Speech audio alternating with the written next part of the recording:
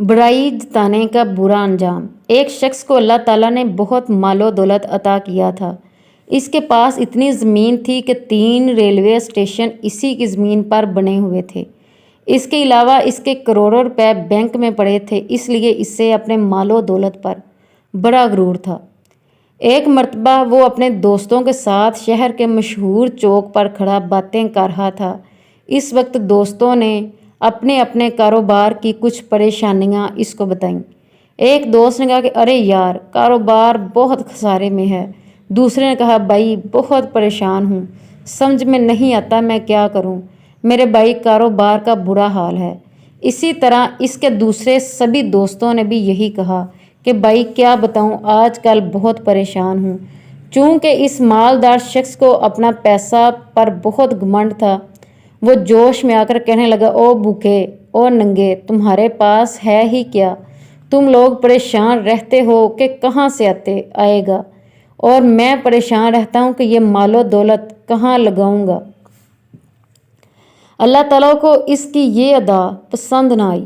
कुछ दिनों के बाद वो बीमार हो गया और इतना ज़्यादा बीमार हुआ कि चंद महीनों के बाद खुद तो इस दुनिया से चला गया और अपने पीछे एक बेटा छोड़ गया। जब इसका बेटा जवान हुआ तो फिर क्या था, सर पर बाप का साया ना था और बाप की छोड़ी हुई करोड़ों की दौलत इसके पास थी। ये देखकर कुछ उल्टे सीधे लोग इसके दोस्त बन गए।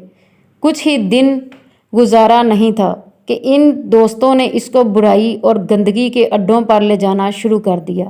फिर वो धीरे धीरे बुराई का इतना आशिक हो गया कि शराब जुआ वगैरह इसको लत लग गई। शराब पीता रहा, जुआ खेलता रहा, एक मुल्क से दूसरे मुल्क की सैर करता रहा और मस्तियाँ उड़ाता रहा। इस तरह इसने पानी की तरह मालो दौलत को बहा दिया। जब जुए में करोड़ों रुपए हार गया, यहाँ तक कि बैंक में जितना माल था सबको जुए में लगा दिया और एक वक्त आया कि इसको सारी ज़मीनें बेचनी पड़ी, बल्कि जिस घर में वो रहता था इसे बेचना पड़ा। अब इसके पास न अपना घर था, ना ही खाने के लिए इसके पास कोई चीज़ थी। आखिरकार इसका ऐसा हाल हुआ कि जिस पर इसका बाप बड़ा बोल बोला करता था, इसी जगह पर इसका बेटा खड़ा होता और लोगों से भीख मांगा करता था। इसलिए कभी भी खुद पर घमंड ना करें और इस कहानी में आपको ज़रूर सबक मिलेगा। प्लीज़